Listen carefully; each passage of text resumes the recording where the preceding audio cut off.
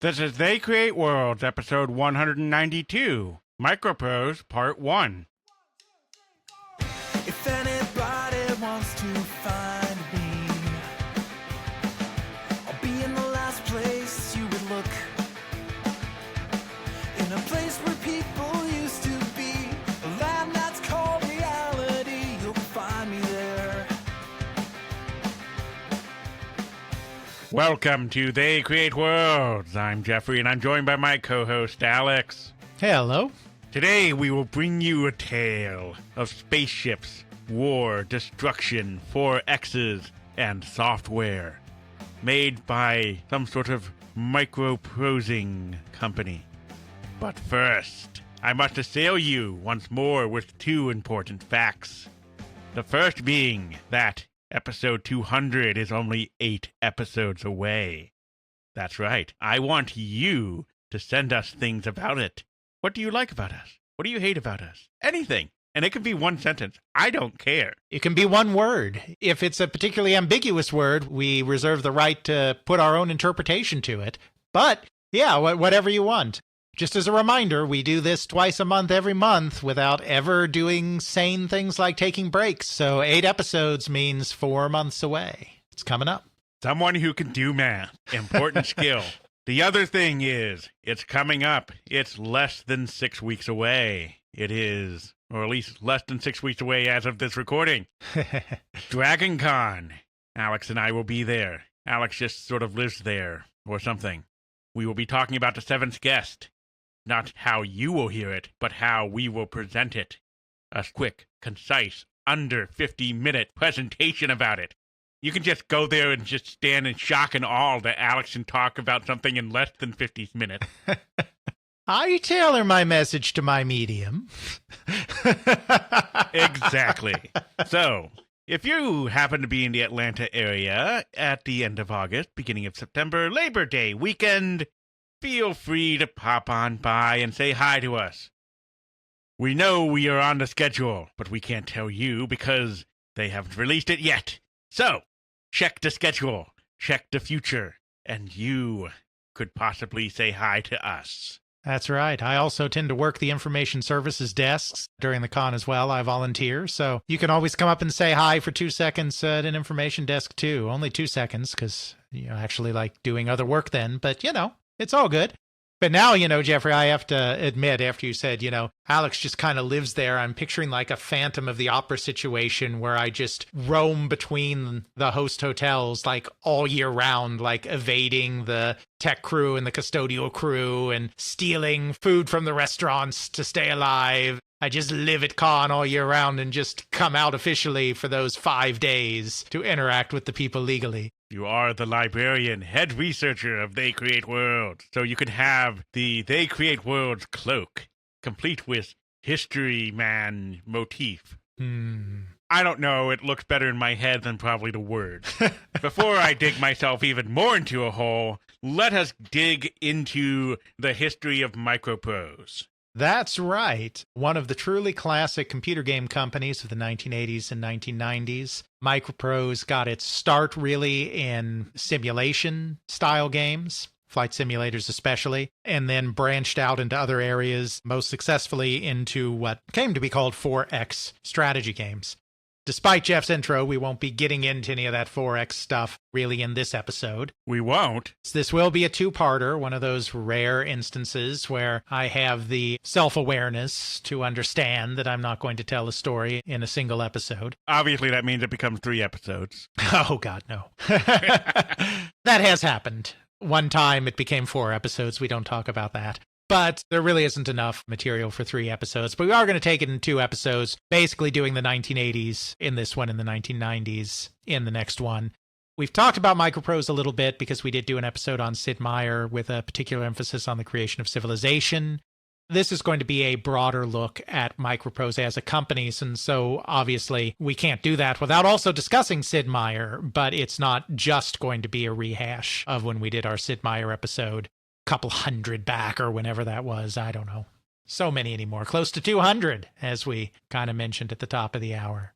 Okay, so if we're not talking about Master of Orion or Master of Orion 2 or 3. I'm sure they made some other games. Master of Orion 3 isn't a Microprose game. That came later. Okay, well, there's a Heretic game in there somewhere. But that's okay. Where did Microprose come from? Who's involved? Who do I blame?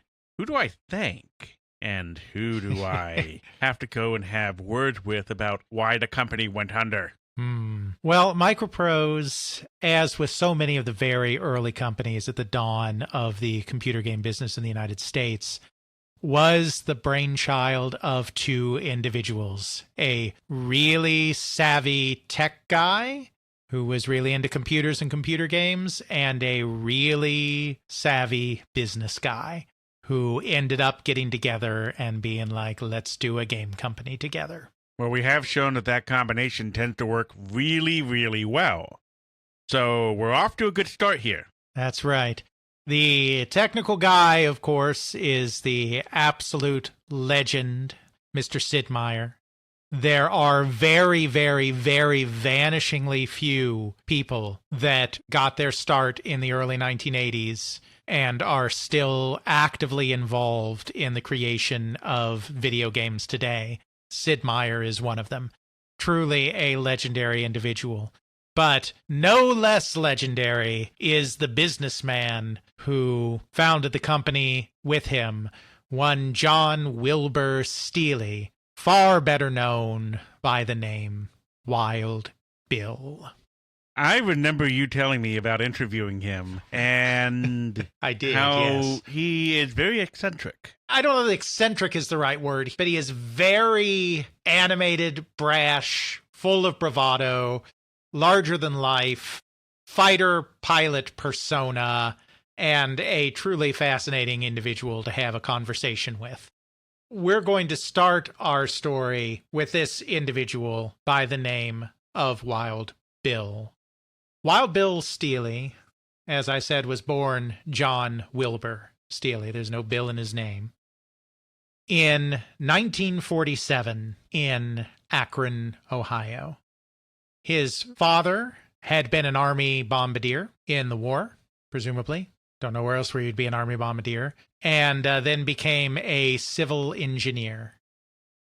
Unfortunately, the elder Stealey died in 1955 when Wild Bill was 8 years old, killed by a drunk driver. This was effectively the end of Bill Stealey's childhood. When you don't have a father figure around, sometimes you have to grow up fast. Of course, this was a time when women didn't tend to have careers, tended to be homemakers. This was a struggling period that started here, and Wild Bill became the man of the house. He's an incredibly smart guy. He's an incredibly motivated guy, an incredibly driven guy. He basically became the man of the house at the age of 8. He had younger siblings. He helped look out for them, helped his mother, etc. By the age of 10, he was basically in charge of the family finances. Their mom was a profligate spender, spending that she was unable to rein in. The family moved from Akron to Winchester, Virginia, after father died. They were able to purchase a house using his life insurance policy, but pretty soon they were living on Social Security, $225 a month. His mother was incapable of living within that budget, and so by the age of 10, he was running the family finances. When he was unable to stop his mom from spending, and there were times when they couldn't pay bills, he would be the one that would negotiate with the creditors to arrange installment plans before he was even a teenager. At 10 to 11 years old. That's right. He was the only one. There was no one else. His mother couldn't handle it. His father was gone, and he was the eldest child. That's just shocking. Yeah. Imagine any 10 or 12-year-old today that's thrust into any kind of position with that much responsibility. Well, it speaks a lot to him that he can actually has enough wherewithal at that age to have that much discipline and negotiating skills. absolutely. It also instilled with him a burning desire to never, ever be that poor again. Wild Bill Stealey, from a very young age, was driven to succeed. He wasn't greedy. He wasn't, give me all the money in the world, money, money, money, money, money, money, money. It wasn't like that. But he was driven to succeed so that he would never, ever experience poverty like that in his life again. Even though he was a very smart child, he was not necessarily a very tough child.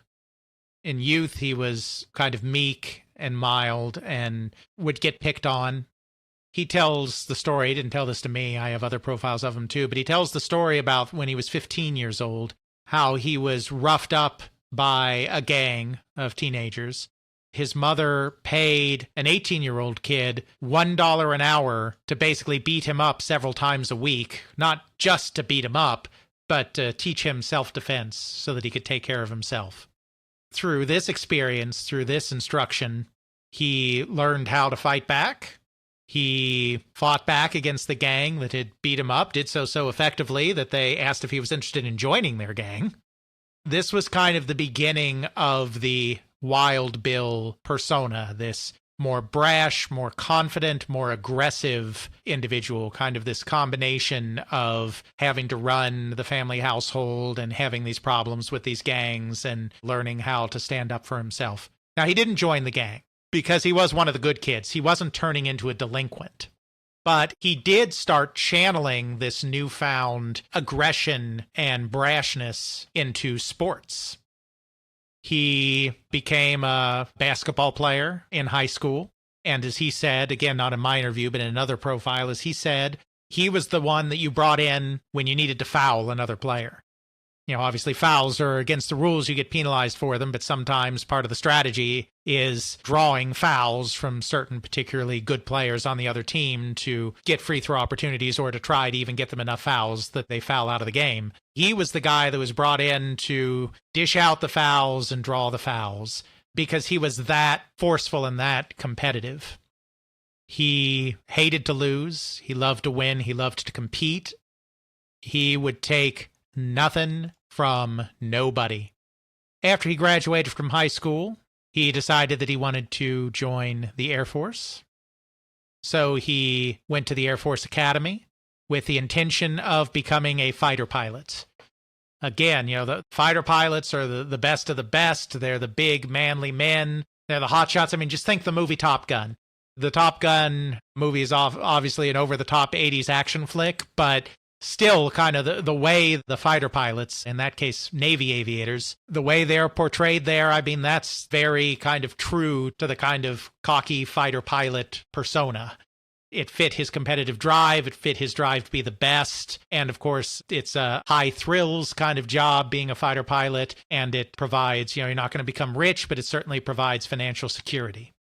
So he entered the Air Force Academy with the full intention of being a fighter pilot. He did graduate, commissioned an officer in the Air Force.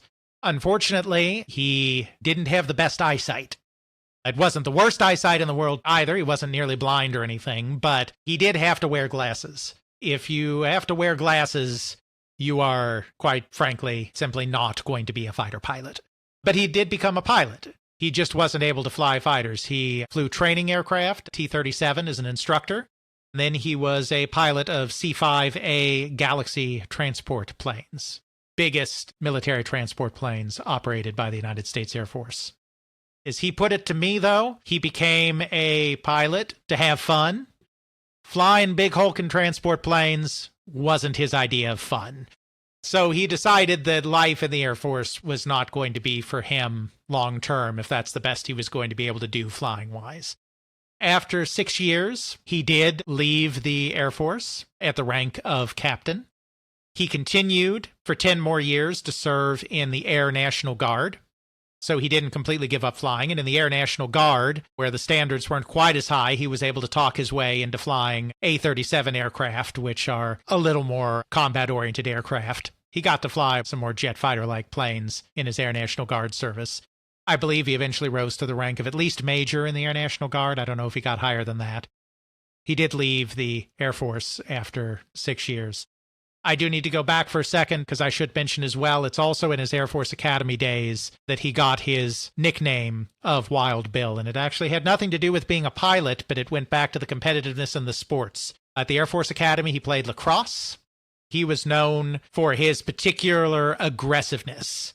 He would come at anybody anytime. As he said in one of his interviews, you might get the goal off of him, but your ribs were going to be hurting afterwards.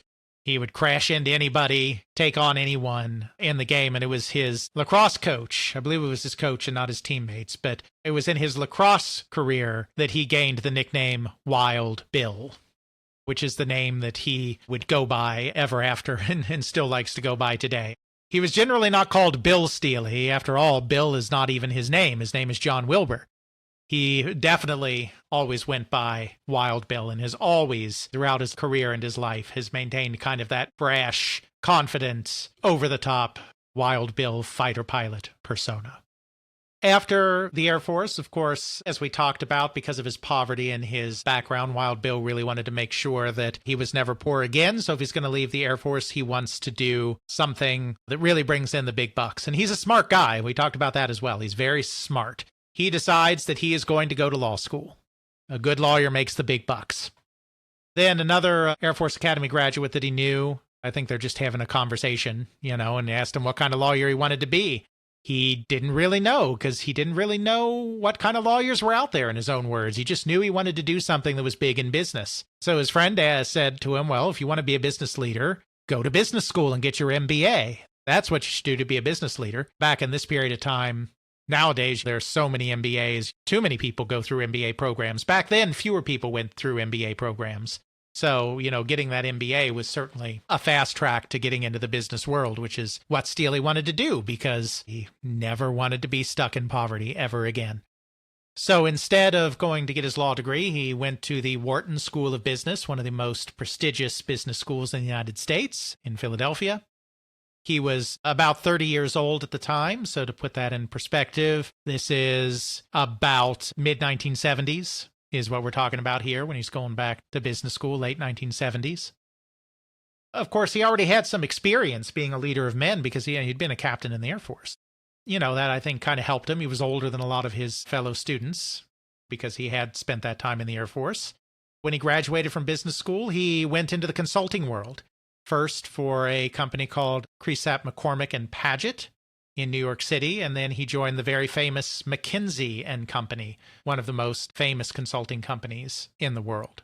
He did consulting work for 3 years between those two companies and discovered that he absolutely hated it.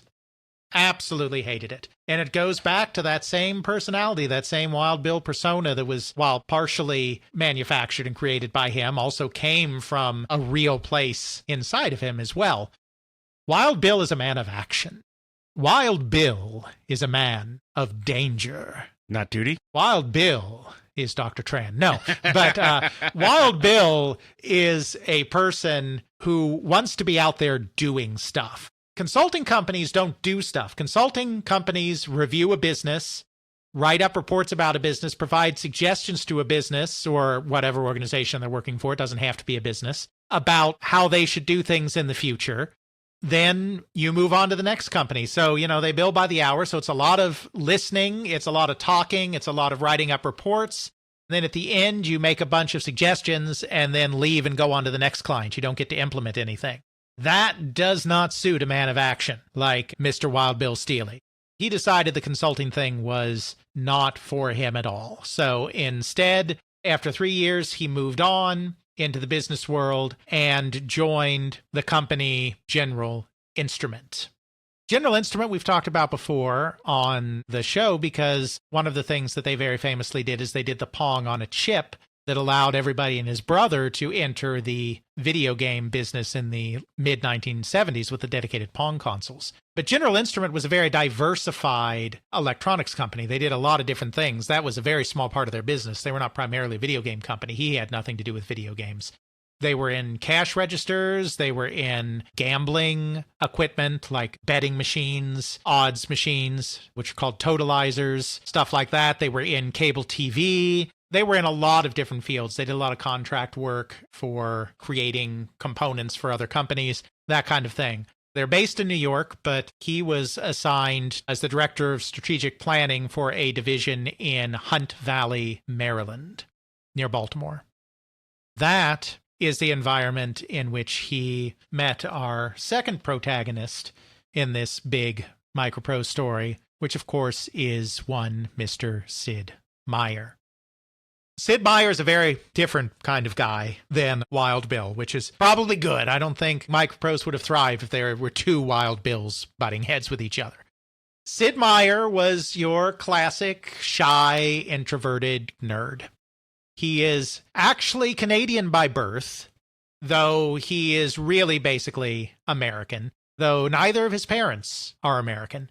His father was from Switzerland. His mother was from the Netherlands. I don't know how they met. I don't know the full story about how these two came together, but at some point, and again, I don't know when, I don't know quite as much about his background as Wild Bill's, but at some point, they were living in Europe. They saw the opportunities that were available, in the post-World War II period in the United States and decided that they wanted to immigrate there. However, immigrating directly to the United States wasn't necessarily a simple matter. As Sid Meier tells it, you needed a certain amount of money to make all of that happen. So they couldn't quite get to the United States right away. So instead, they settled in Canada for a few years while they worked up to being able to immigrate to the United States. So because of that, Sid Meier was born in Canada because that's where his parents were at the time. But they very quickly, when he was like 3 or 4 years old, moved to the United States and settled in Detroit, Michigan. Canadian by citizenship, also Swiss by citizenship, because the way Swiss citizenship works is you never lose it. So since his father was Swiss, he also gets Swiss citizenship, even though he's never had any association with Switzerland other than his father being from there, his family being from there. But he's really an American.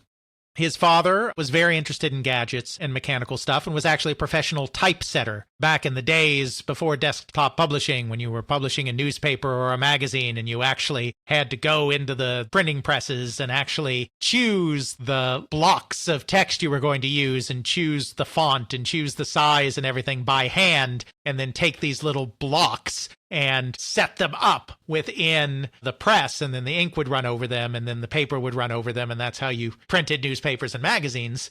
That's what his father did. He was a typesetter. Sid Meier, as far as I know, grew up in a pretty standard kind of middle-class life. He was a devotee of history and model trains and games, discovered Avalon Hill board war games, which were all the rage with the nerdy set when he was a child. I suppose I should put this into context as well. He was born in 1954, so just a few years after Wild Bill, but still, part of the baby boomer generation growing up in the 50s and 60s. Yeah, shy, quiet, smart, nerdy. Obviously, the intelligence, Wild Bill and Sid share that, but other than that, couldn't have two different people. In 1971, he matriculated to the University of Michigan. Family's Michigan-based, so that stands to reason. His plan was to be a double major in mathematics and physics, as a smart nerd will do. But then, as a lot of smart nerds in that time period were, he was completely sidetracked by these newfangled computer things. He had never interacted with a computer before going to college. He was aware of the concept of a computer, but he'd never had an opportunity. He wasn't at one of these high schools that had a time-sharing teletype or something like that. But he was kind of interested in them. He liked logic. He liked that idea of systems and models and being able to program and control stuff, as someone interested in mathematics and physics would be. So he decided that he would take himself a programming class on an IBM 360 mainframe, punched cards, old school of the old school. By 1971, you had many computers, you had time-sharing systems, stuff that we've talked about in other episodes. But as we've also talked about in other episodes, computer science curricula have always lagged behind the state of the art of what's going on in computers. We've talked about Jeffrey's very real experience with that when he did his computer science major in a different era at Rolla. I stand by that statement of, especially back then in the 1970s, if you knew about computers, you weren't teaching it. Right. So it was a punch card course, but he was still fascinated with the ability to program and control these machines and use logical models and whatnot to make stuff happen. And so he very quickly pivoted and changed his major from that double physics math major to computer science. He also got an opportunity to interact with some more interesting computers because he did do work study as part of financing his education. He ended up getting a job at the university, working in a computer lab for a professor by the name of Dr. Noah Sherman. This was in his second year of college, so this would be the 72-73 college year. He got a job programming for Dr. Sherman. Dr. Sherman actually had a teletype hooked into a time-shared computer, so we're not talking punch cards anymore. He was actually able to do interactive programming. He became very interested very quickly in artificial intelligence, but not artificial intelligence necessarily in the sense of like a ChatGPT or something today where computers are spitting out stuff based on prompts. He was very interested in systems and the way AI can respond to complex instructions and make decisions. He very quickly gravitated towards games because of that. He was a game player. I mean, he played the Avalon Hill board war games. When the arcade video games started coming out, the days of Space Invaders and Asteroids a few years after this, I mean, he became very much into that. He's interested in games, and he's interested in AI, and so he decides that he's going to start doing kind of his own game experiments. I mean, he's doing projects for Dr. Sherman.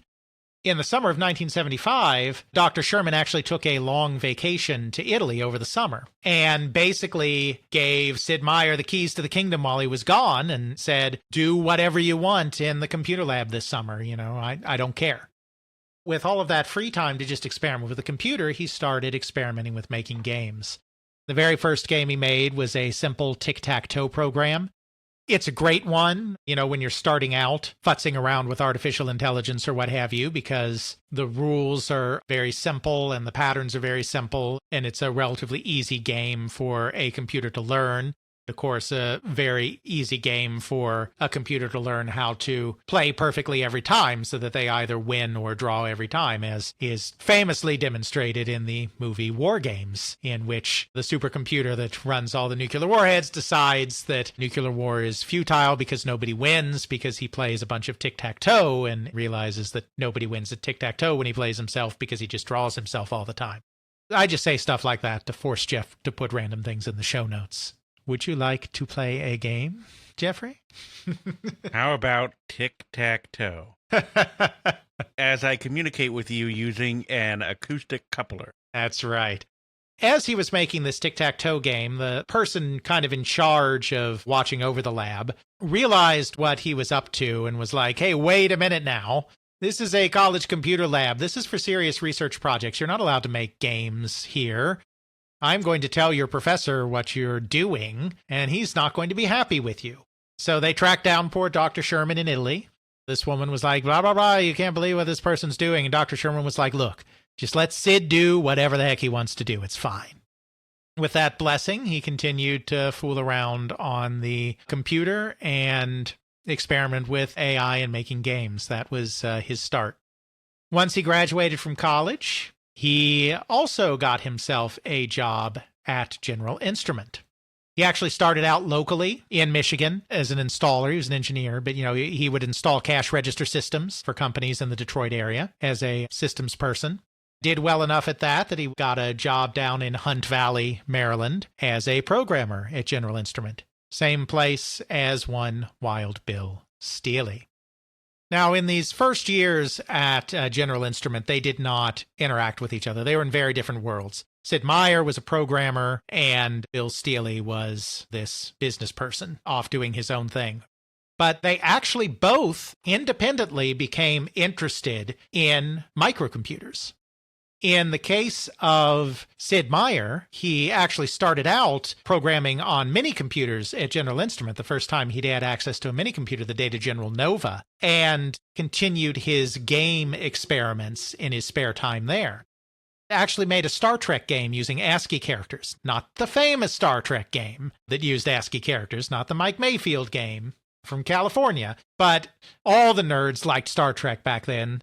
All the nerds that were into computers obviously liked Star Trek. I mean, Star Trek had a computer on it. It talked to you and everything, and used high-tech storage methods for the 23rd century, like data tapes. Ooh. And switches. Don't forget the switches. So many switches. Yes, so there were a lot of people making Star Trek games, and his game was not influenced by the Mayfield game or anyone else. In fact, unlike the Mayfield game, which was turn-based, his was real-time. He had this little action-y arcade-style Star Trek game where everything was represented by ASCII characters, influenced as much by the burgeoning arcade market as anything else. For context, this was about 1979 that he created this Star Trek game. It was not distributed around the country. It was never, to his knowledge, available anywhere else but at his own employer, General Instrument. But it became very popular with all the computer people at General Instrument.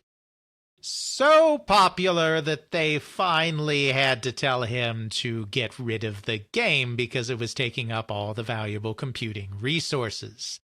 A constant problem on these early time-shared systems at both businesses and universities, where everyone wants to play games and serious work needs to be done. And because these computers are time-shared and dividing their memory across so many people, there's only so much memory available, and you can't have it all going to computer games.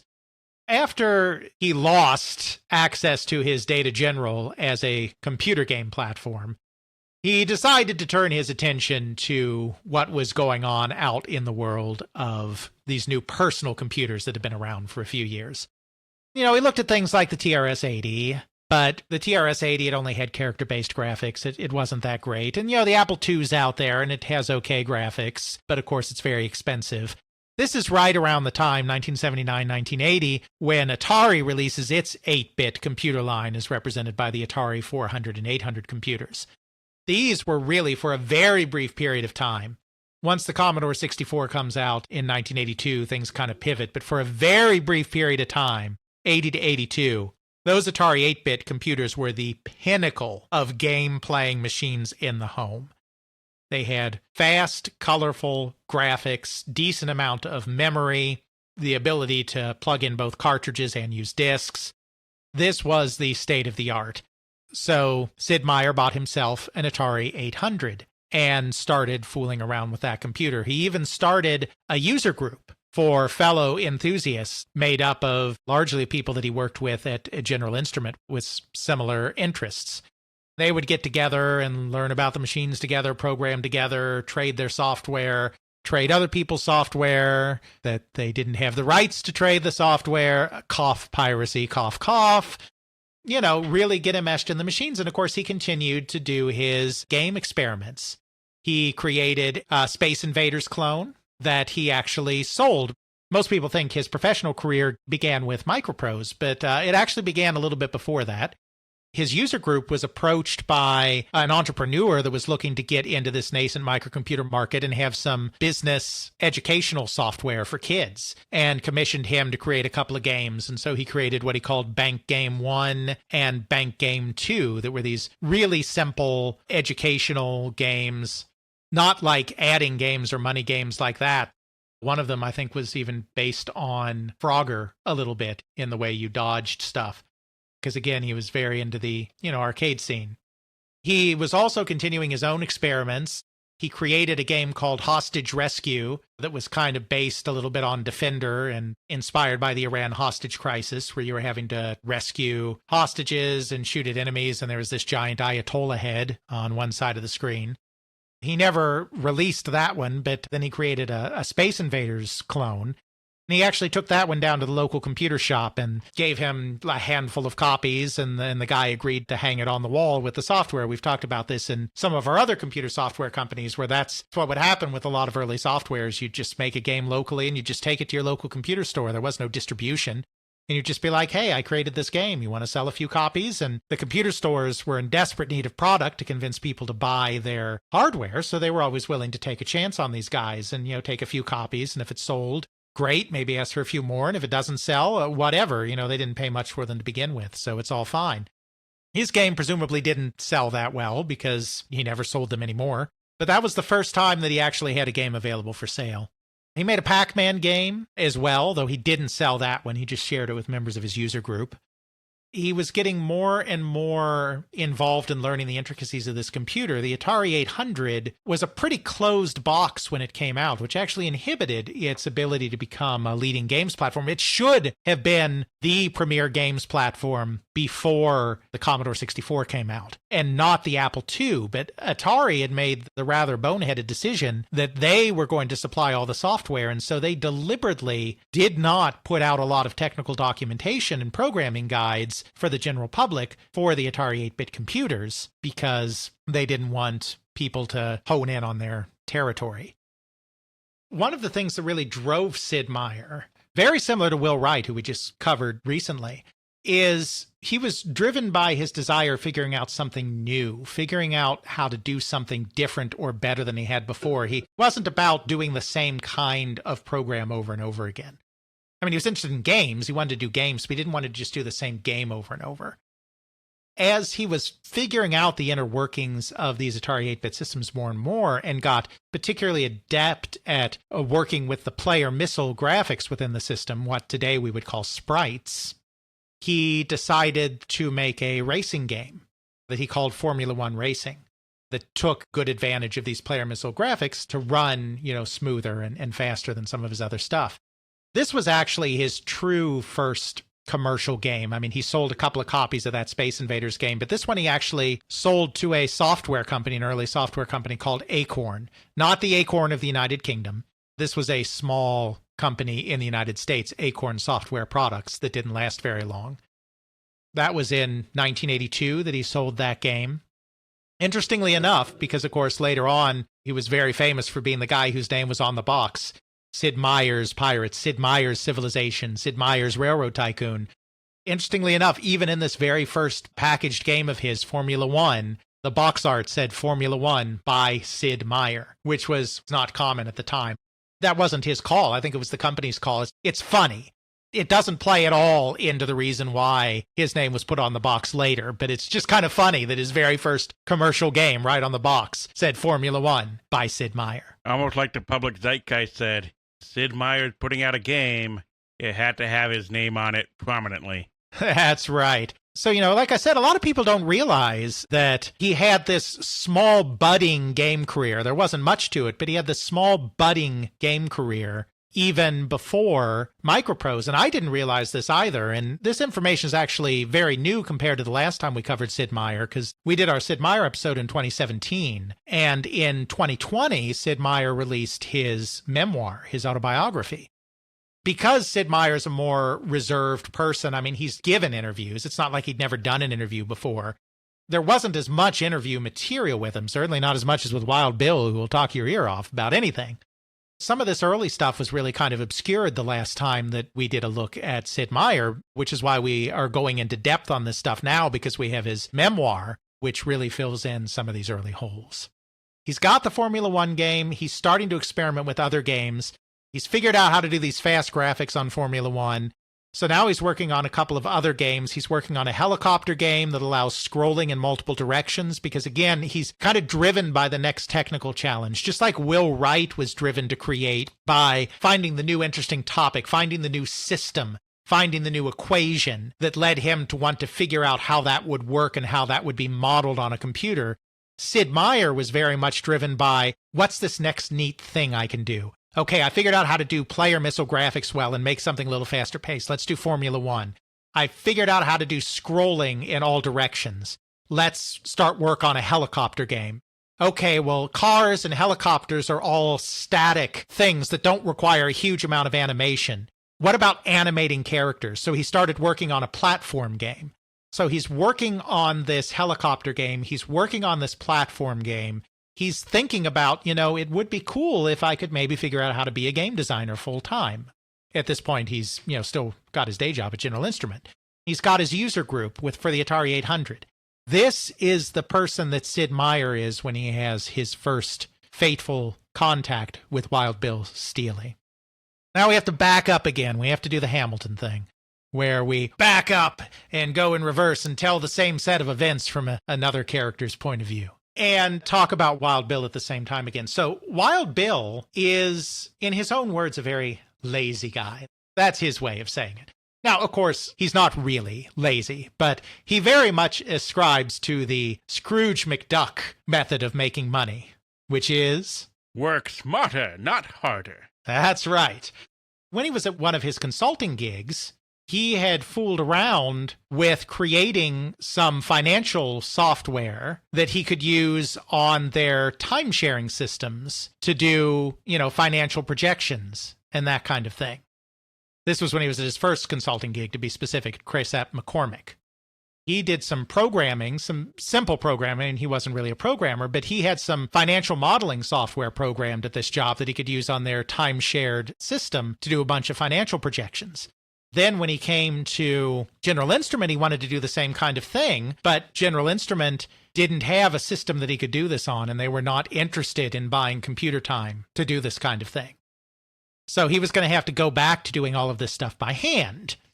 That's the kind of working harder that Wild Bill had no interest in doing. He was kind of vaguely aware of what was going on in home computers as well, and he was aware that a little thing called VisiCalc had come out for spreadsheet software. So he decided, well, if General Instrument isn't going to get computing time to do this, I'm going to go out and buy my own computer. So as he tells the story, now I got to say, Wild Bill is a straight shooter. But he maintains this larger-than-life persona, and he's got the bravado, the fighter pilot bravado, and he is an embellisher and he is a tale teller. So we will tell some of Wild Bill's very interesting stories, and we can be assured that what happened was probably very similar to how he tells it. He's not just making up things out of whole cloth. But we can also assume that it wasn't quite as interesting or quite as dramatic as Wild Bill tells it. We're going to let Wild Bill the storyteller take central stage here a few times, just with that caveat in place. Now, if only we could splice in some of those interviews. Right. As he tells it, he goes down to the local computer store, and they got 3 systems there. First, he looks at their TRS-80. And the TRS-80, it's character-based graphics only. It's monochrome, like white text or amber text. There's not much going on. And so he's like, well, this is lame. So then he goes over to the Apple II, and he's like, well, what's this one? And the guy's like, well, this is the Apple II. In Wild Bill's words, the other guy tells him, it can do 4 colors. It can actually do more than that, but in its high-res mode, it can only do 4 colors. Technically 6 colors, but it's complicated. Don't worry about it. We talk about that, I think, in one of our episodes, where we're talking about the early computers. He's like, well, 4 colors, woohoo. That's not so fun. That seems kind of lame. And then as he tells it, he hears these dramatic sounds coming from the next computer over, and that's the Atari 800, and the Atari 800 has Star Raiders playing on it. We've talked about Star Raiders before, the classic first-person space shooting game that was one of the first real killer apps for computer games and was certainly the killer app for the Atari 800 computer. And he's like, what is that? So the guy explains it's the Atari 400, actually, I should say. The 400's what they had on display, which was the slightly stripped-down version. The Atari 400, and it plays Star Raiders and all of that. And he's like, wow, that's amazing. And does it also do VisiCalc? And the guy's like, yeah, sure. I mean, the 800 does, not the 400, the more advanced one. But yeah, you can do VisiCalc on it. So as Wild Bill put it, he got that one because the game appealed to him, and it could do VisiCalc too. So he bought himself an Atari 800 on the strength of it can do VisiCalc and play Star Raiders. He started using his personal 800 computer and VisiCalc to do his financial planning in his role at General Instrument. He also got into computer games. He's actually very interested in computer games. He's a competitive guy, and, he's a fighter pilot type. He likes action. It's no wonder that he would also end up being drawn to games. So that is the situation. These 2 individuals came to the Atari 800 from opposite directions, and both were interested in this idea of computer games and getting into computer games, because Wild Bill ultimately did want to be an entrepreneur. He wanted to go out and make his own money once he'd established himself in the business world for a few years. And of course, Sid Meier's starting to think about, I have fun making these games. Maybe I can do something with this. Even though they work for the same company in the same city, their paths didn't really cross. They had to go to Las Vegas to meet each other because they were both sent to a General Instrument convention out in Las Vegas. One of the perks of General Instrument being in the gambling business, as one of their many businesses, is that they would sometimes have conventions out in Vegas. So they went to this company retreat, company offsite. It was General Instrument focused. They weren't being wooed by the casino industry. It was just all the managers reporting about their business and talking about their plans for the next year. It was a company offsite is what it was. This was very boring to both Wild Bill Stealey and Sid Meier. And they happened to be sitting next to each other. So they struck up a conversation. Bill and Sid tell some of this a little bit differently. I think Sid is probably the one who's more accurate because, like I said, Wild Bill is the tale teller. He likes telling his stories. But they definitely both agreed that they were sitting next to each other, struck up a conversation, learned about each other, learned that they were both interested in games, learned they were both interested in computers. Wild Bill says that Sid Meier said, "Hey, you want to sneak out of this meeting? I know where there's some games we can play." Sid Meier says that they waited till the meeting was over, and then he said, "Want to go play some games together?" But either way, they end up in the arcade game room at Bally's MGM Casino. Because, of course, remember, this is the height of the Golden Age. So every place has a little video game arcade. That includes the Vegas casinos. They have video game arcades. They find this video game arcade at the Bally MGM Casino. The way Wild Bill tells it, Sid Meier was destroying him at every game they played, getting higher scores. Wild Bill is a competitive guy. He hates to lose, and he's getting more and more cheesed off by this. Wild Bill's telling is more dramatic than Sid's, but Sid's mostly agrees on all of this. Finally, they end up at a Red Baron machine. Red Baron is not one of the more well-known arcade games of the Golden Age these days, but it was an Atari game, and it basically did for aeroplanes what Battlezone did for tanks. It was a vector graphics-based game with a first-person perspective, and you were flying around in a plane shooting down other planes. It did not do as well as Battlezone, so it's not well remembered today, but it was an Atari game at the time. Another one for the show notes. I already got it up. As Wild Bill tells it, he's like, "Okay, well, I'm a fighter pilot, so this is right up my alley." And I think it was a cocktail model as well. So it was a model where you actually sit down, like you're in a cockpit and everything. "I'm a fighter pilot. This is my game to get my revenge and kick old Sid's ass." So he gets in there and racks up a decent score. Wild Bill does greatly exaggerate the scores. He misremembers or embellishes those. He always says that he sat down and got 75,000 points on the game. Not only does Sid Meier remember it differently, but it's actually basically impossible if you actually look at playthroughs of the game and the scoring of the game. The way you accumulate points in the game, there's no way he accumulates 75,000 points. It's a lower scoring game than that. But Wild Bill likes the big stories, so there you go. Mr. Pennsylvania Air National Guard man, Wild Bill, because that's where he went for his National Guard duty, was Pennsylvania, racks up all of these points, and then he's like, "Okay, beat that." Sid Meier gets in the game and promptly beats his score. Wild Bill is just beside himself at this point. He's already getting more and more cheesed off at how he's losing on all of these games. He's basically like, "How the you-know-what did you do that?" He said, "Oh, well, while you were playing," because Wild Bill went first, "I was watching and I memorized the algorithms of the planes. They're really actually very simple algorithms, very predictable patterns. So when it was my turn to sit down, it was very easy to beat those algorithms and score well on the game." Then he went on to say something like, "I could design a better game AI in 2 weeks." Wild Bill, feeling like we're getting close to, it's like bragging now, it's a bragging contest, and a fighter pilot like Wild Bill's never going to stand down from a bragging contest. So he said, "Well, if you can build a game like that in 2 weeks, I darn sure know that I could sell it and make a bunch of money." So now they officially had a bet. According to Sid, they had kind of earlier on mentioned their interests, and Wild Bill had already said at one point, it's like, "Hey, maybe we should go into business together in computer games." At that time, Sid Meier had kind of shrugged it off because it's like, "Okay, yeah, whatever. I mean, who is this guy anyway? They don't know each other." But now that they had this kind of informal bet going, Sid Meier decided to go ahead and design a game. I said he was already working on a helicopter game and a platform game, but, he had specifically promised an airplane game.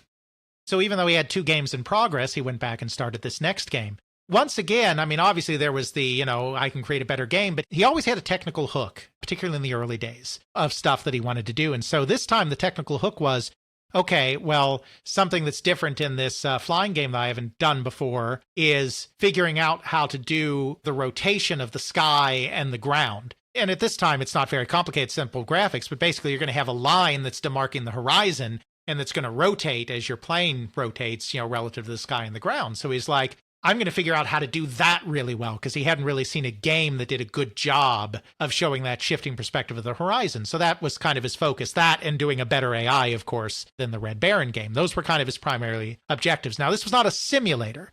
This was definitely very much an action game at this point. But he decides that he's going to make this action game, and that's the game that becomes Hellcat Ace. It takes place in the Pacific Theater Hellcat fighter planes. That's why it's Hellcat Ace. So it doesn't actually take him 2 weeks. As he says in his memoir, I probably really could have created a better game in just 2 weeks, but I wasn't just aiming to create a better game than this arcade game I saw. I mean, I was out to create a real high-quality, best game I possibly could. He took a few months to do it. This convention was around March 1982 to set the time frame. And then in about August, he presented the finished game to Wild Bill. Wild Bill wasn't actually expecting to ever get a game. He wasn't sure that he really wanted to sell it. You know, this was kind of just, it was a fighter pilot not backing down when presented with a bet. So he took it home. He looked at it. It was for the Atari 800. He had his own Atari 800. He took it, he looked at it, and he made a bunch of critiques of it. It turns out he's also something of a perfectionist. He believes very much in things being as authentic as possible, as real as possible within the confines of the technology that they have to work with. So he came back and said, this part could play better, this is historically inaccurate, this doesn't work, blah, blah, blah, gave Sid Meier a whole list of fixes. He thought, okay, well, that's going to be the end of that. Well, on Sid Meier's side, he was like, oh, if he's giving me this whole list of suggestions and improvements after thoroughly playtesting the game, he's actually serious about this. When he said earlier that we should go into business together as entrepreneurs, he wasn't just looking at making a quick buck. He actually cares about making and selling quality products. Maybe I could go into business with this guy. He goes through and does all the fixes and hands it back and says, okay, I fixed everything. So at that point, Wild Bill's kind of like, okay, I guess now I gotta sell it. So they decided to go into business together. As a part-time venture, neither one at this point was quitting their day job. As a part-time venture, they decided to get together and decided to found a company in about September of 1982, give or take. This was the beginning of their software company. As they're coming up for a name for it, Wild Bill's original thought was he wanted to do this kind of cutesy name because, you see, they had gotten to know each other a little bit after that first meeting in Las Vegas. Because Sid Meier knew that Wild Bill also had an Atari 800, he actually invited Wild Bill to join his Atari 800 user group. Wild Bill saw that they were engaged sometimes in some slightly shadier activities like pirating software. He felt, according to him, because of his Air Force upbringing and his Air Force honor code and all of that, that he could not be involved in something like that. That's how he tells it. In fact, as he tells it, he actually learned about the user group even before the Vegas trip, but Sid Meier remembers them not crossing paths at all until after, so I'm going to take his word on that one. Either way, though, he did know that Sid had a user group, and he had kind of jokingly said that Sid should call his user group the Sid Meier User Group, because the acronym for that would be SMUG. He just thought that was funny. So when it came time to form a company together, he said, well, let's call it Smugger Software, like your user group. Not that Sid Meier called his user group Smug, but Wild Bill liked calling his user group Smug. So let's call it Smugger Software. Sid was like, I don't know about that. And then he said, well, why don't we call it Microprose? Because he considered well done, well executed computer code to be elegant in the same way that great literature has elegant prose. And of course, it's for microcomputers. He said, why don't we call it Microprose? Wild Bill was like, no one's ever going to be able to spell it, but I guess it's kind of memorable. So sure, we'll call it Microprose. In September 1982, Microprose is born. And in October 1982, Wild Bill makes his first circuit to start selling Hellcat Ace. You know, at first, this is the very early days. You know, there's very little distribution. There's really very little way to get national exposure.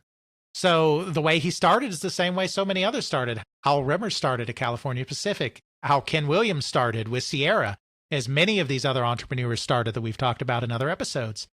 When he was on business trips for General Instrument or on the weekends on his own time, you know, when he was out of town, he would go out of town and he would go to computer stores and he would directly sell to computer stores.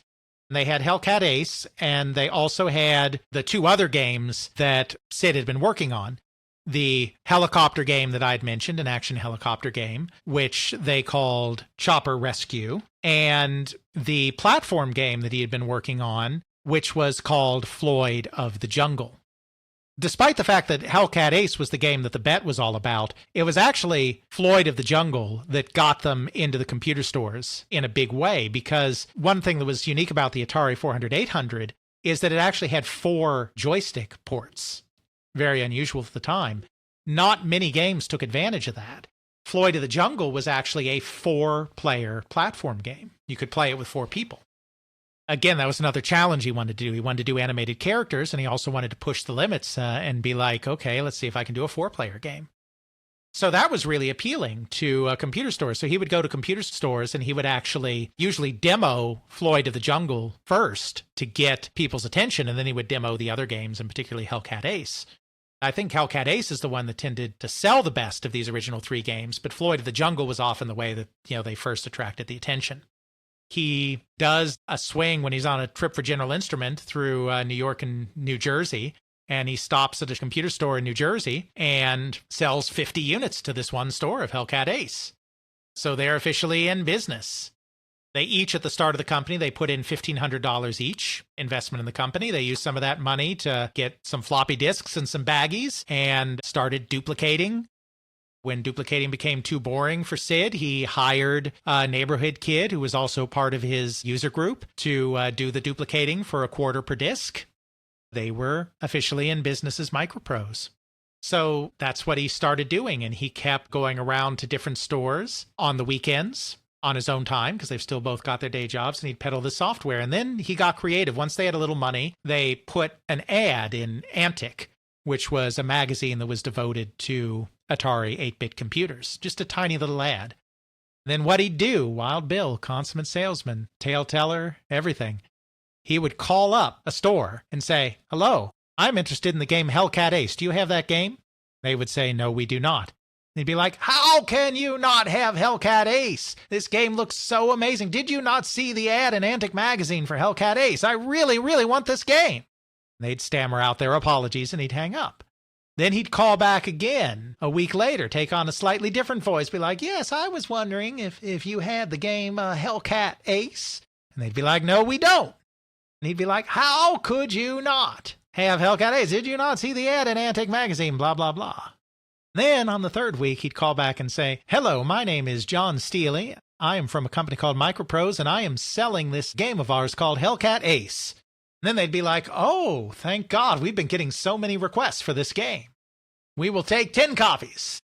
That was one of his major sales tactics. You know, what I'm hearing is that Big Jeffrey's Video Game Emporium learned from him. Something like that. That got them some business, but then their super big breakthrough then was when it actually came to the attention of one of the very early computer game distributors by the name of Jerry Wolasinko. Jerry Wolasinko had a company in Boston called Apex, and it was one of the very, very first distributors. We've talked before in the context of companies like California Pacific of how very quickly here in the kind of 1981, 1982 period, this computer game stuff was getting big enough that there were companies that realized that they could be middlemen and that it was very inefficient that you had all of these little tiny companies with their salesperson just taking road trips to sell software near them. And, you couldn't get anything national that way. You're just getting in local stores. Maybe you'd put an ad in a magazine and do a little bit of mail order business, but it was very inefficient. This middleman, the distributor, which obviously existed in other fields, came into being. And Jerry Wolasinko and his brother, Ihor, had a media company together and then had learned about this whole thing going on with the Atari 800 computer and got really interested in it. Ihor actually moved out west to California and founded his own computer program publisher named Synapse Software that focused specifically on the Atari 800 computer. Jerry Wolasinko did not follow his brother west, but stayed in the Boston area, but decided that he would create this distributor, Apex. Again, focusing on the Atari 800. So he distributed his brother's products, but he was also always on the lookout for other hot product. And whether one of the computer stores that he distributed to got copies, or if he saw the ad in the magazines or whatever, he got wind of Hellcat Ace and the other games, and he called up Microprose and said that he was interested in distributing their product and taught them all about the world of wholesale and distribution, and so got them an even bigger reach. So after a short period of time here, they were really riding high. because now they had some real distribution and could get their product out there in greater volume. Wild Bill was very involved. He wasn't just selling it. I mean, I talked about how he's the business guy and Sid's the tech guy and kind of this classic setup, but Wild Bill was very invested in the games as well. He in some ways served as a co-designer. I mean, he was not a programmer in any way, but he would often talk about what he wanted in a game and what kinds of things he was interested in seeing. He would play the game. He was a maniac for the games, and so he would play test, and he would offer suggestions and improvements just like he did on Hellcat Ace. There was a real partnership in the design of the games. Like, Sid was fully the programmer. He was doing all of that, and Wild Bill was purely the businessman. Sid did not want anything to do with the business. But there was a place in the middle when it came to highlighting the games where they came together. And Wild Bill was very interested in getting his knowledge into these games because they're making these flying games. I mean, Hellcat Ace is an arcade game. It's not a simulation, but he's very interested in getting his knowledge in there and providing suggestions. Some of the stuff that they did after that were some of his ideas. I mean, they kind of extended the Hellcat Ace thing because Hellcat Ace did very well. Some sources say it sold as many as 150,000 units. I'm a little skeptical it sold that many at this early date. That seems kind of high. It's not like we have that directly from Microprose sales figures. However many it sold well. He followed up on that. He did Spitfire Ace, which was basically same game, different theater of operations. British planes in Europe instead of American carrier-based planes in the Pacific. One of the few times that he did basically a straight-shot sequel that didn't improve much. Wild Bill really wanted to do a game where two people were doing the flying action together. He was like, let's have some flying shooting action where two people are playing side by side. You know, he'd done the multiplayer Floyd of the Jungle. Chopper Rescue had also been two-player, but the way the two-player worked was kind of different. But he kind of wanted to replicate that in a flying game. And so with that instruction, Sid created a game called Wingman, which was third person rather than first person because doing the first person with two people was kind of hard. Meanwhile, Wild Bill also realizes that they really need to port Sid's games to other computers because the Atari 800 has been losing steam to the new Commodore 64, and it's pretty clear the Atari 800 is not the future. Sid has no interest in doing ports, and he has no interest in switching from the Atari 800. The Atari 800 at this point is the computer he's interested in. It's the computer he's using. He doesn't want to get away from that. They hire a couple more part-time employees. They've hired some others. I mean, they hire an office manager. They hire a finance person. They hire a marketing assistant who actually ends up becoming Sid Meier's girlfriend and then later Sid Meier's wife. They've hired a couple of people on that side. Again, you know, kind of part-time. They still haven't quit their day jobs. They hire a couple of friends of Sid's that are also programmers at General Instrument and are also in his Atari 800 user group and bring them on to do some of the porting and stuff. One of those is an individual by the name of Grant Irani, and the other is a guy by the name of Andy Hollis. Now, as far as I know, Irani just does kind of the porting stuff. But Andy Hollis, it turns out, is also very interested in this game design stuff. He tries his hand at doing the next game in this series of fighter games because, of course, Sid wants to move on to the next challenge. He doesn't want to just keep doing variations on Hellcat Ace all day long. Hollis moves on to do the next one in this series, MiG Alley Ace, which, again, it's still the same basic, like, arcade shoot-'em-up kind of game, but taking it into a more Cold War jet fighter setting rather than the World War II settings. Hollis sees what Sid is doing on Wingman with the two-player thing, and he's like, you know, I think it would be kind of fun if we could do this game with two players flying around and shooting at things at the same time. Can you adapt your code that you used in Wingman to do split-screen first-person gameplay so that we can do the first-person Hellcat Ace gameplay, but do the two-player? And Meier thought that sounded cool, and so they worked on that, and they implemented that successfully. So that was kind of the exciting breakthrough that they did with MiG Alley Ace. They've got all of these action-y games, and now Wild Bill's thinking, I really want something that isn't just arcadey like this. It's like, I'm a pilot. I know a lot about planes. What if we created something that was more of a simulation and less of an arcade action game? And I've seen this new game, Flight Simulator, which at this time has just come out on the IBM PC. Now, Flight Simulator's been out for a few years. The first version came out in 1980, but the first IBM PC version, Microsoft Flight Simulator, had just come out. And he's like, there's this Flight Simulator game We ought to be able to do something better than that. We ought to be able to do that. Why don't we do a game like that? What he really wanted to do was do a jet fighter game. He really wanted to do something using the F-15. But Sid was like, no, we can't do that, because part of the problem that we have here, one of the reasons it's best to do these like older planes, is we've got an issue of speed. Right now, we can't, with our current technology, do an F-15 jet fighter justice in a real simulation. It's going to be too slow. It's not going to feel like flying a jet. We need to stick to the older technology, prop plane technology, that kind of thing. Wild Bill's like, fine, let's do a Cessna. And what I'm going to do, Sid, it's like, I've got a Cessna. We're going to go up in my Cessna. We're going to fly around, and I'm going to show you how flying's done. And then you're going to put that in the game. They take a flight up in a Cessna. I actually don't know if it's Wild Bill's Cessna himself or if he just rented time on a Cessna at a local airfield. But either way, they got up in a Cessna. They flew around a little bit. And Wild Bill was like, go make a game. So this is the first time that Sid actually creates a more simulation-style game, trying to emulate what Flight Simulator has done. He creates a game by the name of Solo Flight, which is not a combat game, but is more like Flight Simulator, where it provides you this simulation where you're flying around. The interesting thing is it's not first-person. You have a first-person instrument panel, but you actually see your plane in third person. But it has, a more realistic flight model and tries to do some stuff with terrain and altitude and all of that. I mean, it's still very primitive because we're talking about 1983, 1984 on Atari 800s and similar machines. They're doing something that's actually a simulation. There's a pure flying part to it, and then there's kind of a game part where you play a male pilot that has to fly across the country delivering mail. At this point, they've gotten some distribution. They've gone through Wolasenko's company, and they've gotten a little more distribution, but they still don't have a particularly high profile nationwide. Because even a distributor like Apex, Wolasenko's company, is still a pretty small company. They're not necessarily getting big nationwide distribution in all of the biggest stores. They need to be discovered. The sales are starting to get a little bit dodgy. Sales of their old games are going down. They're not growing as much.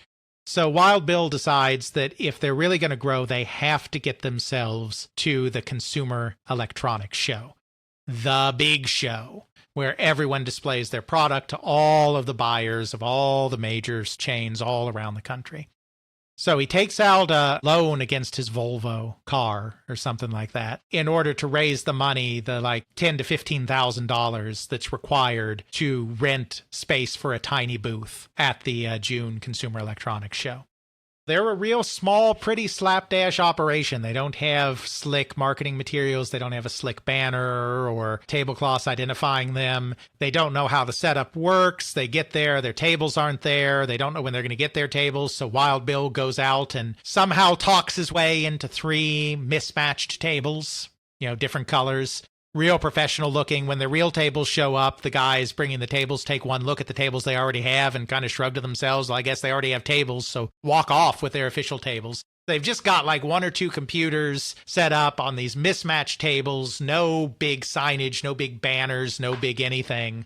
But they're there. They're in the big time. 1984, I believe, June CES. Everyone's there looking at their product. One of the companies that comes by and looks at it is a company called Hessware. Human-engineered software.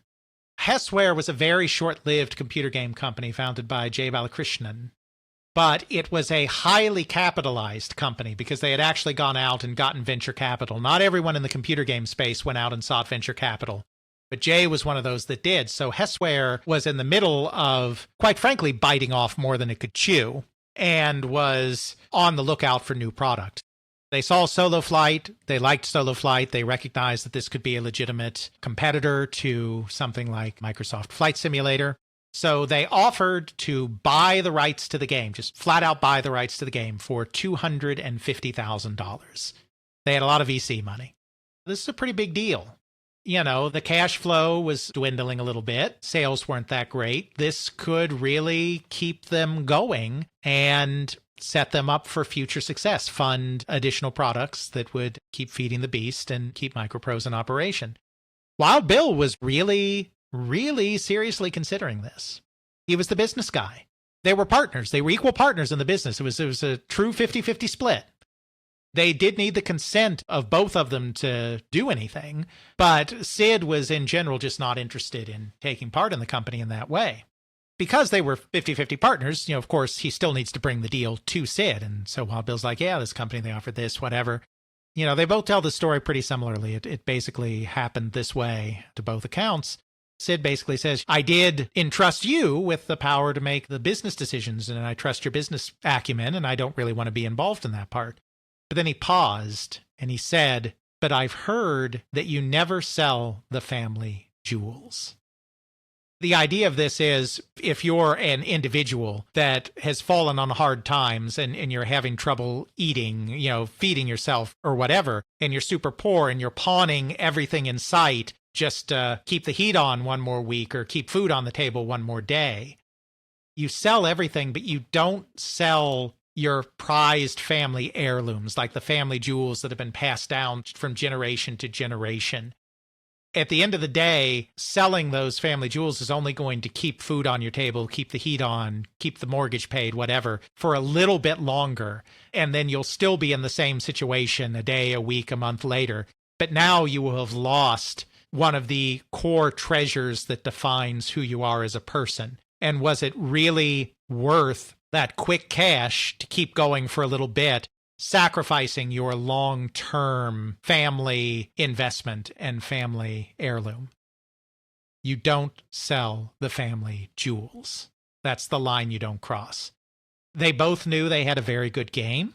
They both knew that this was going to be a really great competitor to Flight Simulator. They felt they had a better flight model than Flight Simulator did, and reviewers at times would agree with them once the game was released. Just selling it for a flat $250K and never getting anything else, no royalties, nothing after that. It felt like selling the family jewels. It may keep us going for a little bit, but what have we sacrificed? And so when Sid said that, Wild Bill said no deal. Turned out to be the best thing ever because Hessware was in the process of falling apart and went bankrupt just a little bit afterwards. So the game may have never even come out or would have gotten very little distribution. Nobody would have even discovered it. That $250,000 would have been basically worthless because they'd have gotten nothing, no recognition for it. Instead, Wild Bill was able to sell hard to some of the major retailers, including Sears, because Sears sold Atari 8-bit computers, so they were also interested in the software. According to Wild Bill, Sublogic had been giving them a kind of hard time on terms, and so they were kind of burnt out on dealing with Sublogic for Flight Simulator, so they were willing to buy a lot of Solo Flight inventory. So they made some good retail and distribution deals.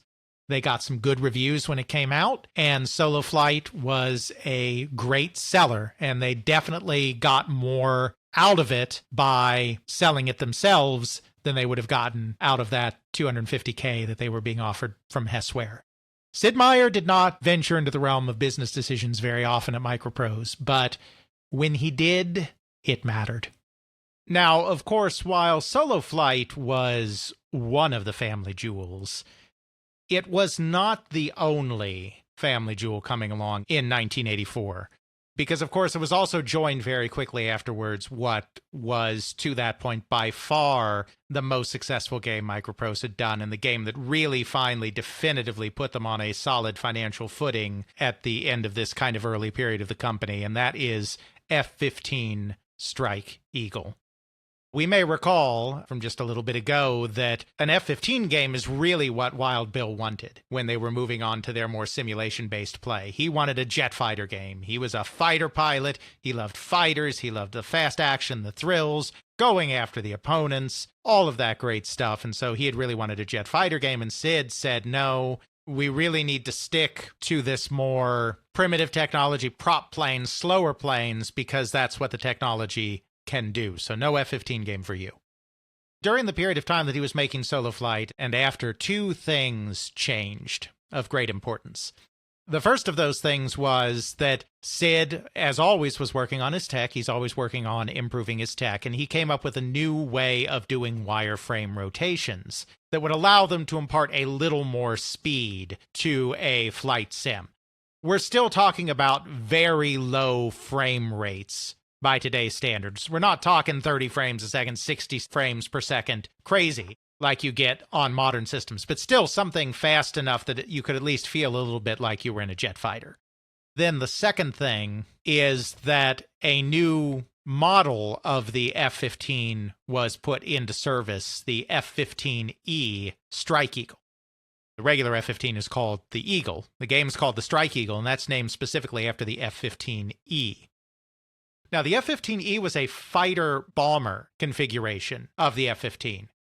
It was a two-seater, unlike the regular F-15, and it was designed to both be an air superiority fighter that could get you over a target, but then also a ground support fighter that could then use laser-guided munitions to destroy targets on the ground as well. It had a dual role.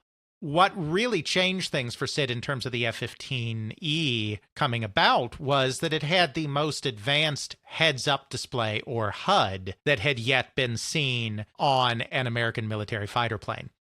Now, I think any of our audience today that plays video games of any kind is familiar with the concept of a HUD or a heads-up display, as I'm sure you are as well, Jeffrey. I am. Everyone likes to have their heads-up display. We got to know how much life we have, how much armor we have, and certainly where the mini-map is. Absolutely. And of course, while military heads-up displays don't have things like mini-maps and little Doom guy in the corner getting bloodier as you continue to get shot, the idea of the heads-up display comes from the military because before you had a HUD, for most things you did in a plane, you had to look down at your instrument panel to figure out what was going on, to figure out your altitude, your range, your pitch and yaw, all of this stuff. You had to look down at your instruments. And so as a pilot, you had to kind of do a dual watching where you had to watch what was going on in front of you in the cockpit and also watch what was going on in the instrument panel, not unlike being in a modern car today and looking at the road and having to glance down at your GPS and other controls on your dashboard. That's all fine and good for driving a car. That's less fine and good when you're engaged in fast-paced aerial combat. So there had been a lot of developments in HUDs, heads-up displays, where critical information could actually be projected in front of you on kind of a glass, transparent or translucent screen in front of you so that you could see a lot of critical information about your craft and about your target without taking your eyes off of the action. The heads-up display was absolutely perfect for games. I mean, it's almost made for a video game. I'm actually looking at some of these heads-up displays on the Strike Eagle right now. It is well done. It conveys the critical information. What do I need to know in a critical dogfight moment? What do I need to know? I need to know what pitch my plane is at. Am I going left? Am I going right? Am I going up and down? Is the ground coming closer or is the ground going away? I need to know what direction I'm going in. Am I going east, west? I need to know that so I can circle around and hit my target. Exactly. That just translates into gameplay so well. So it's not just that he had come up with these new, better routines that would allow it to be faster, but the HUD display of the F-15 Strike Eagle inspired Sid from a game design perspective to be like, okay, I can really do a good job making a really cool game where instead of having to look down at instrument panels, I can just use this realistic heads-up display just like the pros use in real life. With Solo Flight done, he told Wild Bill, okay, I'm going to do your F-15 game. So he created F-15 Strike Eagle. It was a really good simulation. It did a lot of things that simulations at the time hadn't necessarily done before, including countermeasures, for instance, like chaff as part of the model. With his new wireframe rotations, he was able to get the graphics going at a pretty nice speed.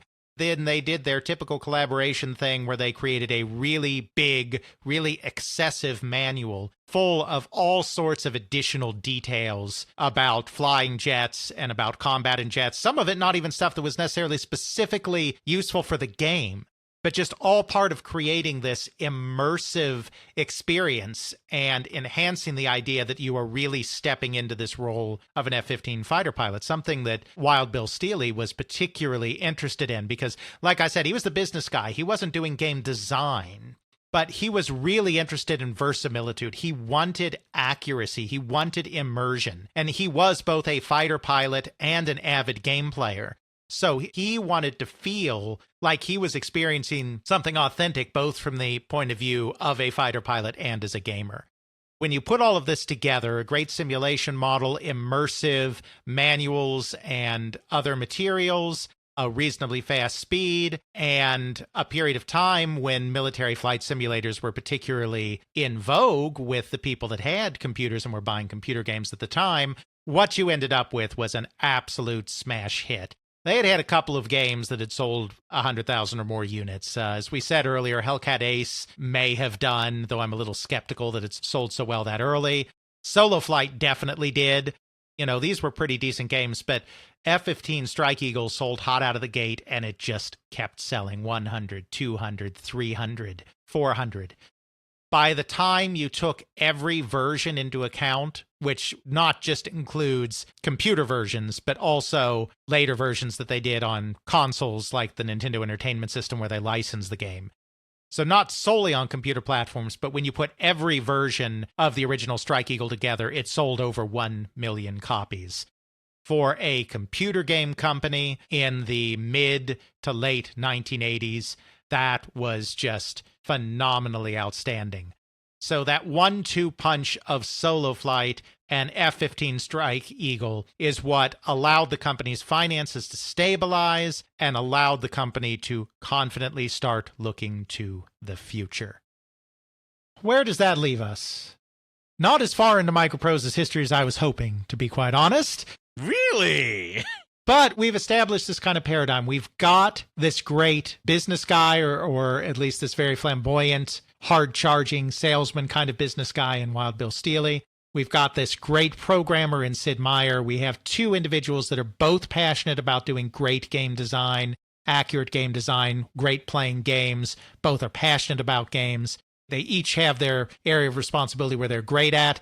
They each overlap in this key area of delivering the best product they possibly can. And because of this synergy, they are starting to see some success. In our next episode, in our second part of our look at Microprose, we will see how this success begins to multiply as they add another element into this already potent mix, and that is the element of game design. Microprose is one of the very early companies that hires dedicated game designers, not programmers that happen to also make games or design games, but actual designers. This will have an immediate impact on enhancing their simulation games as they move on from Solo Flight and F-15 Strike Eagle. But as we'll see as we go along in our look at Microprose, this decision to bring in designers, which I think had a lot to do with Wild Bill's craving for realism and immersion to a very high degree.